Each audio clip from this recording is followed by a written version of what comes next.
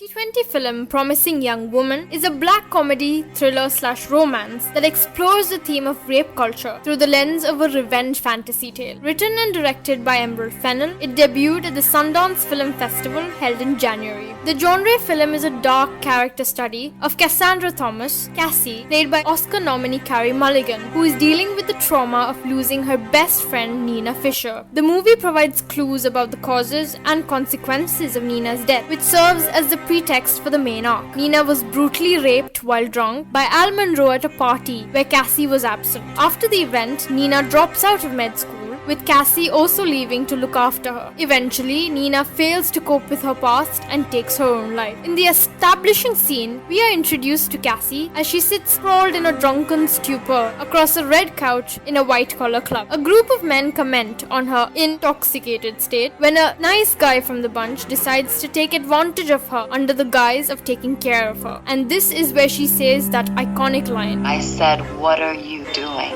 The mere fact that she is sober is enough to send the man into a mental shock, leaving him in a psychologically terrorized state. This is one half of Cassie's life, hidden from everyone. The other half is that of a 30-year-old barista who lives with her parents with a predominantly pink and blue wardrobe that'll make any femme shout in glee. Emerald Fennell uses distinct aesthetics to mark those two parts of Cassie's life. A grudgy dark one for the thriller's heroine and bubblegum pop for the understated double life.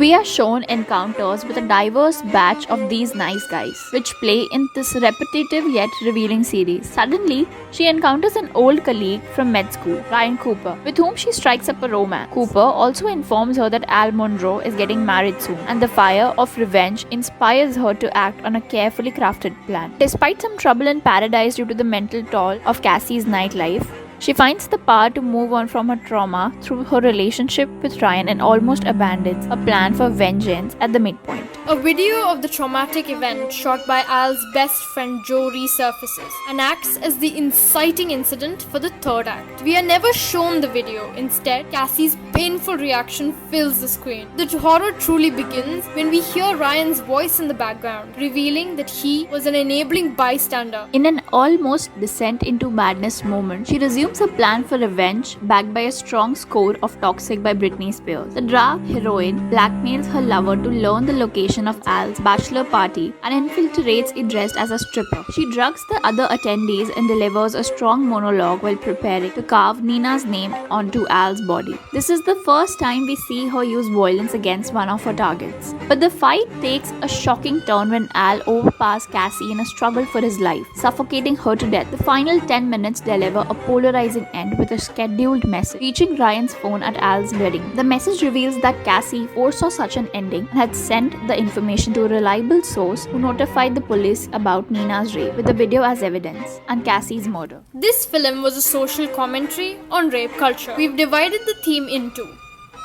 the nice guys. The line, "you're safe" or "it's okay" has been repeatedly used throughout the movie because these men believe that the women they take home are actually safe, despite taking advantage of their intoxicated state. These men in the movie become aggressive and demanding when the protagonist doesn't reciprocate their nice behavior with sexual favors they feel entitled to. Blurred lines of consent. The movie holds an extended dialogue on consent. Let's take the scene from the first act. He takes a lack of verbal disapproval as consent and continues his sexual advances. His disposition suddenly changes when she reveals the fact that she is sober. This particular scene and similar scenes which follow show that these men have a twisted understanding of what consent actually means. Consent isn't the absence of a no. Instead, it's a gleeful yes by someone who's mature enough to make that decision and is of sound mind and body. Secondary survivors. Sexual assault can be traumatizing, not only for the survivor of the assault, but for those who care for them, such as their family, friends, or partners. This movie uniquely narrates the story of secondary survivors. Two easily identifiable secondary survivors are Cassie and Nina's mother, whose characters are used to expand on the theme.